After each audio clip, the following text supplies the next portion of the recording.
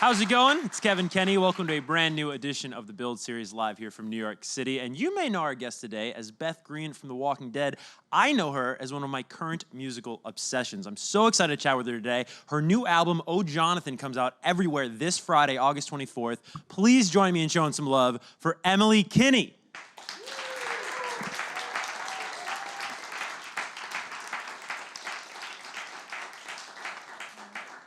Now, for you at home, we have one of Emily's amazing music videos to check out. It's for her track Mermaid Song, and here it is. Joining us now live on set, Emily Kinney. Hey, guys. It's always nice to start off a conversation with a round of applause, right? Yeah, that was great. Thank you. I'll start calling for that at every bar in town, you know? Hanging out with friends. Hey, guys, it's my friend. But thank you so much for stopping by. I was kind of fawning over you while the music video played in the studio because I am somewhat new to your music. Of course, I knew you did both the acting and the music, but just every song I've heard off this record in particular, I'm like, oh my, I love where she's at right now. It's really exciting, yeah. Thank you. I mean, I definitely took my time with this one. It's been, I think, almost 3 years since I released an album. I've released singles along the way, but I definitely really took my time to like experiment and really decide what I wanted the sound to be and the like sonic landscape and all of the instrumentation and stuff. It took a lot of time. Yeah. I like this trend I'm seeing in artists, and it's really this summer I've spoken to a lot of artists on this stage, and it seems that people are getting back to the old adage of taking your time with things, and that, you know, quality work, it takes time. Don't just throw things out, which I think was the trend for a little bit. Now artists like you, they're taking their time, they're thinking it through, and I think we appreciate that as fans. A song that I am in love with, I've told you in the back, I said it up here, and I'm going to say it again right now on the show, is Boy Band Hero. Thank you. This is, phenomenal song. And do I have the story right? It was actually based, and don't reveal who it is yet, but it was actually based off of somebody you saw on MTV as a kid and you fell in love with them? Well, I didn't fall in love with them in high school, but they were in a band that I used to watch. Like, I was such a, I mean, still am, like, such a, like fangirl, and I love music, and I love all kinds of music, and I used to watch MTV music videos all the time, all summer, and so I used to watch this band a lot. And then later on in life, I met this person and you know, started off and on dating him and stuff. Oh, wait, this is like so much better than I thought. I thought it was just like, wow, like the LFO guy is so dreamy, you know what I mean? Like, that's crazy. Yeah, yeah. So then take me inside the making of Boy Band Hero. Well, Boy Band Hero was actually the last track. It's the last track on the album, and it is the last one that I wrote for the album. I knew there's definitely like a timeline that happens in the album if you listen to it from beginning to end, and there's sort of a turning point, which is a song Loser, and then I already had Mermaid Song, which Mermaid to me was sort of like kind of all about like doing your own thing, being on your own. And Boy Band Hero I wrote on a plane, and it was just sort of this idea. At this point, I was so removed from the relationship, and I don't know if you guys ever like look back at something that happened and you go, was that real? Did that really happen? Was this something that I just made up in my head? Because it was so good or because it was so bad? Well, I mean, there were so many wonderful, great moments, but there were also so many things where I started going, oh, was I having some conversations with myself? Like the relationship was really on and off. So when it was on, I mean, obviously it wasn't imaginary, but when it was off, you know, when the person wasn't returning my text messages, when you know, you sort of start creating the other side of the conversation. And so I started to feel like, was the ups and downs of this relationship, were they something that I sort of created in my head? And it actually echoes back to the song Jonathan, where in Jonathan, I'm saying how much I am like in love with this person and want to spend every Saturday with them. But there's also places in the verse where I say things like, I trace his face, I color in his shoes. Like maybe I'm drawing this person and not accurately portraying the person, but sort of making them into the perfect boyfriend, you know? So the end and the closing of the whole thing is kind of looking back on the last, you know, 4 years of this off and on thing and going like, was it something that I somewhat created, you know, a daydream? I think it's also just like nostalgia for like in high school or you know, thinking back to, I feel like in junior high and high school, I would spend a lot of time, you know, like rehashing like a first kiss, or like sitting in class, like going like letting my mind wander. Totally. I love the visualization, excuse me. I love it so much I can't say it. The visualization of your lyrics. You talk about, drawing in these person's shoes in the song. And is that somewhat like what we do sometimes, where we let the idea of somebody we're dating or somebody we would like to be dating override the reality of the person, so that you're sort of connecting dots that may not be there? Yeah, I think especially when it's not an everyday kind of relationship, when you're not seeing them all the time, you can sort of deal with the parts you don't like, because you cannot pay attention to those parts because they're not in your face every day, or you can make up things about them. I think I really admired this person, so I sort of ignored the things that made him not a good partner for me, and said, but there's so many of these great things, and then I made those even a bigger deal. Yeah, sort of. I think we do that a lot in relationships when it's either you're just first getting to know the person, you fill in a lot of blanks, and then you're like, oh wait, that wasn't exactly, this person isn't who I thought they were. Or you do it when, it's sort of this like off and on kind of situation. Right. No, I mean, I don't want to say we're all guilty of it. I am certainly guilty of it, and probably why I love the song so much. But what got you to the point in your personal life where you were able to look back and realize all those things? Was it music? Was it actually writing and working on this record that you were like, oh, now I see it? Because I know Mermaid Song is something you talk about being almost like opening up the floodgates of inspiration and really helping you realize your own identity. In the making of this record. Yeah, I mean, Mermaid Song happened at the end of sort of a breakup, and I was sort of considering this off and on relationship again, like, do I go back to this again? That sort of thing. But also Mermaid Song happened at a point in my musical experimentation where I sort of didn't care for notes anymore. Right after This Is War, I spent a lot of time reaching out, to labels, to new managers. I left my old management company. That was great, but I wanted something new. I met with like lots of different producers. I was in this mode of like, I'd write a song, then I'd send it to someone and get notes, and then, really take into account their notes, which was helpful. But I think there's also a point where you go, now I don't want notes anymore. Like, oh, I see what I want to make. I've experimented, I've met people. And with Mermaid Song, when I wrote Mermaid Song, I found myself going, I don't want to send this to anyone because I don't really care what anybody thinks about it. I only care about what Ben, who my producer, we're creating this together. And so it was definitely a turning point for me. And I also felt suddenly very motivated. And the message of the song, too, is like, oh, I'm a mermaid. I'm different. I'm, going to go off and do my own thing. And I felt like that song was sort of an answer. I mean, sometimes I feel like with songs, I'm more just like putting together puzzle pieces and then reading them and going like, oh, that's what that means, And I felt like it was my motivation to go, this is the album I want to make. And it sort of started me putting together things I needed to do to put out the album. Where before I was sort of like, I'm not going to put it out now. I don't know what the album is going to be exactly. I felt very motivated to get it all together and get the ball rolling. Totally. You talk about you sort of realizing your own identity there, and you talk about coming into your own. It sounds like as a songwriter, as an artist. Yeah. How does your identity, just as Emily, and of course, you put out music as your own name, but how does your musical identity or your artistic identity compare, or are they one and the same with your personal identity? I think that's a good question. I mean, I do feel like a big part of me is being someone who's a creative person, being a writer. I mean, it affects my personal life. It affects everything I do, particularly because it's my job, So it really affects me in a lot of ways. I mean, I always say like my best friends end up being other actors and musicians because that's who I meet, and they're in this similar path as me. It dictates where I'm gonna move. It really is a huge part of my everyday life. Yeah. So. Yeah.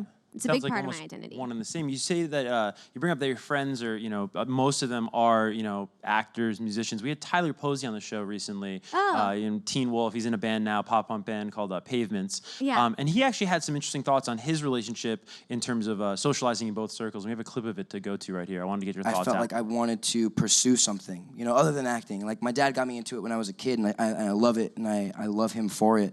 But music was something that I found on my own. So that's him the other week, but he was kind of speaking to a larger point there of like he actually feels more at home around musicians. And I'm just curious, when you socialize, can you kind of hang with both circles, or do you feel more at home with one or the other? It definitely depends on the person, the people. But I do feel like even when I first moved to New York City, it was like I'd go to auditions, but then I would go to Rockwood and hang out.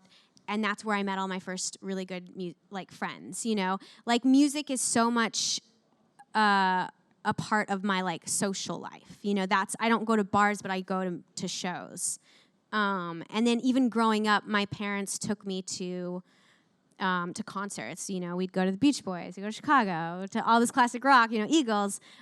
So for me, music is so much a part of my social life that then I do feel like I tend to relate a little more to musicians. But of course, it just depends, I guess. Being on a show for a long time, you do become really, really close, and you're creating something the same way you would create something with your band. So I have a lot of close actor friends, too. Definitely. Tyler spoke in that clip there about how acting was something his father got him into, and then music was like his own discovery. Yeah. How did it work for you? What was the first love there for you? Well, I definitely discovered performance and sort of connecting with an audience through music first. So I first was, oh, whoa.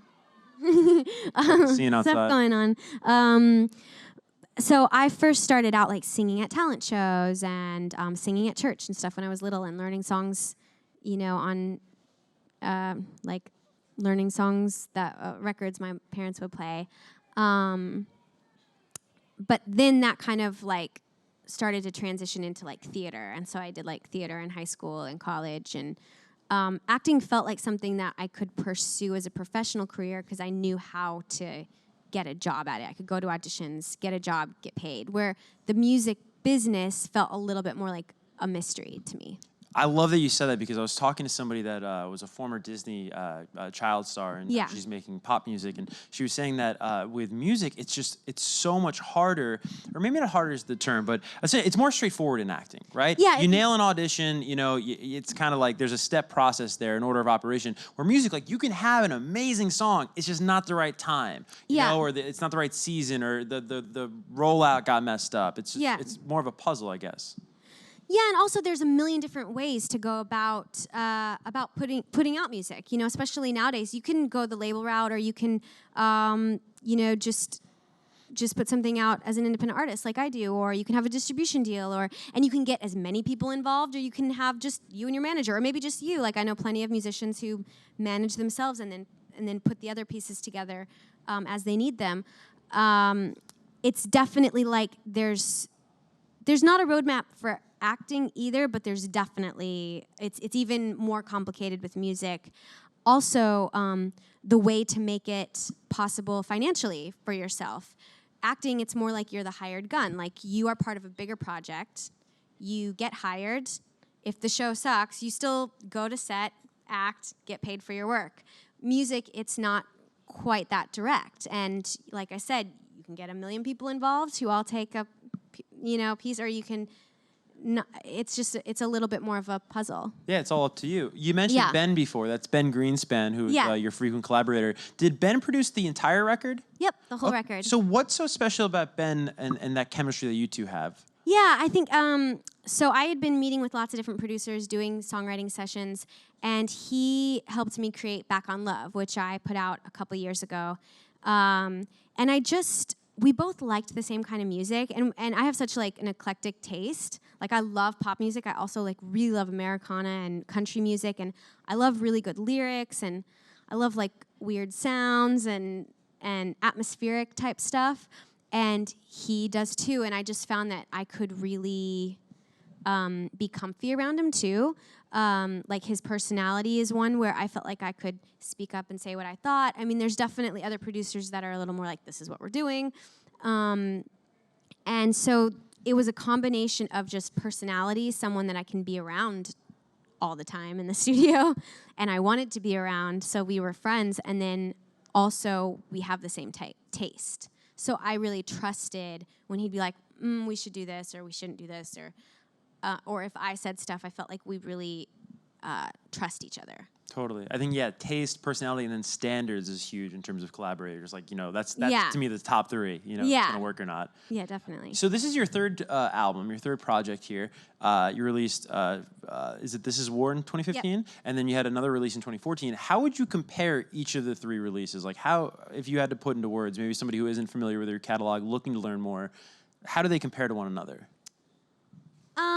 I would say the biggest difference in these, well, how do they, both Expired Love and This Is War, those songs I really created live first. Like a lot of times, I was living in New York City, so the location difference too. If you even just listen to the lyrics, Expired Love and This Is War, there's a lot of references to New York City. And then this album is an LA album. Like all the references are having to do with LA and being on the West Coast. And so that's one of the differences, just in the storylines. But the other difference is those I made kind of live and then brought to the studio. And then, of course, things would change and I'd tweak things. But I had a lot of experiments live with them. This one I created much more just in the studio, me and Ben. We would bring in people for certain instruments, but mostly it was me and him playing all the instruments. But like the trumpet and Loser, we brought in our friend Stuart. So it was an album that was created with ultimately less people, and just with a little more space, I think. Yeah. Space to like grow and. Oh, that's great. Yeah. Just, sonically, though, I know, of course, the references will change if you're living in New York or you're living in LA when you make a record, but sonically, the tone of the music, do you find yourself being influenced by maybe a sunnier disposition in LA than like a cold winter in New York? Does the music, you think, sound different? I do think it sounds very different. Like I said, the first two, I was really matching more of what I do live, which is a little bit like real instruments, and filling in a lot of space with like parts.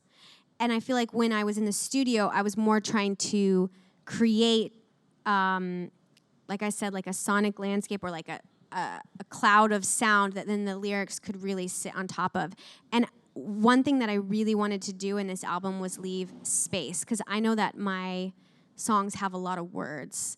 And so I wanted there to be some room to like really digest the words and for them to sort of sit on top of the synths and the, there's some programmed drums. That's something I never did before.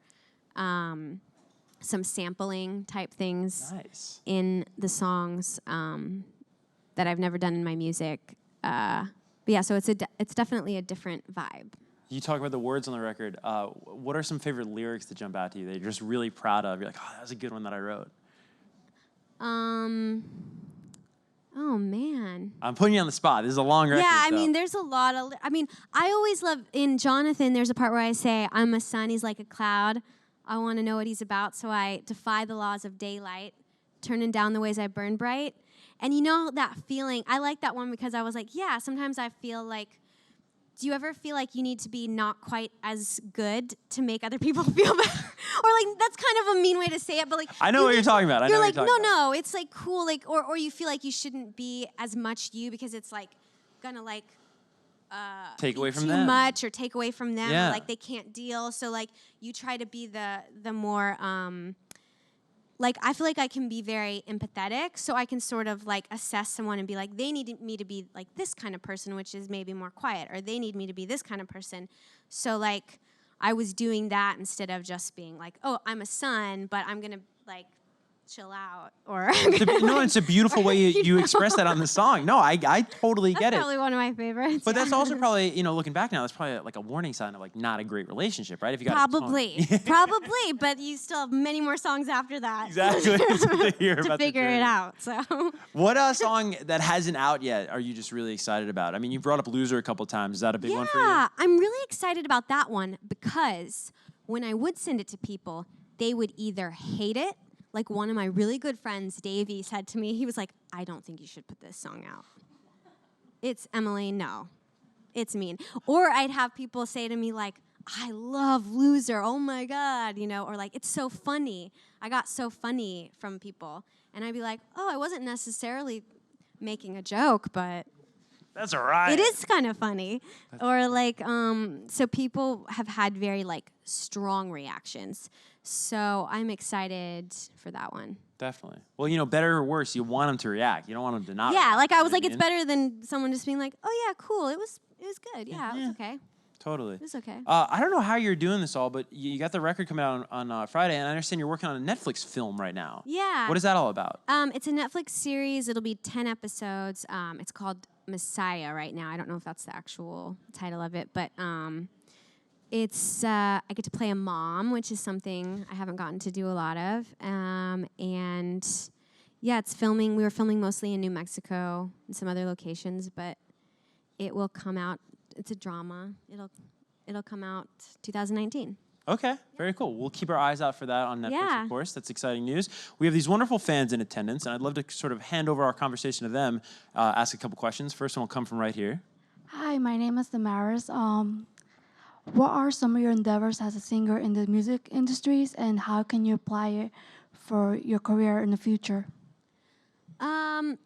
Yeah, I mean, for me, I just love writing songs. So, however I can keep doing that. Now that I have, or I'll have this album out on Friday, like I'm really excited to tour with it.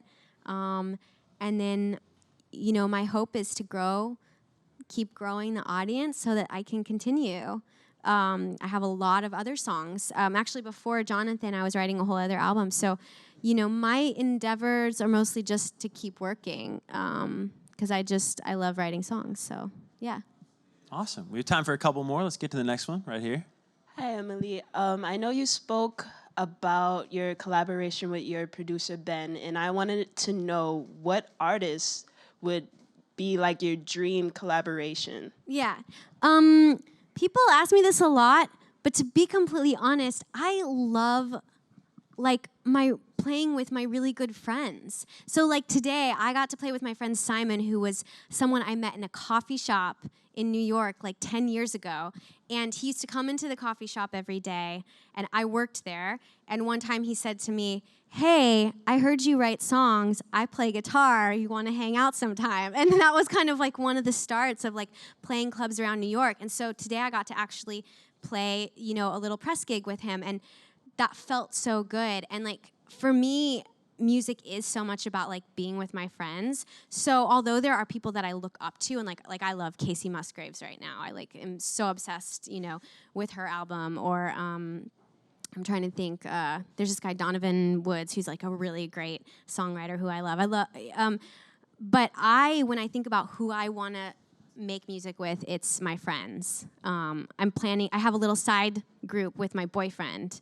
So I just think like making music is so bonding. So that's what's important to me. Totally. Yeah. All right, we have time for one final question right up front. Hi, Emily. I'm Dan. Hi. I'm a big fan. I was wondering, do you miss working on The Walking Dead? And what do you think about Andrew Lincoln leaving the show?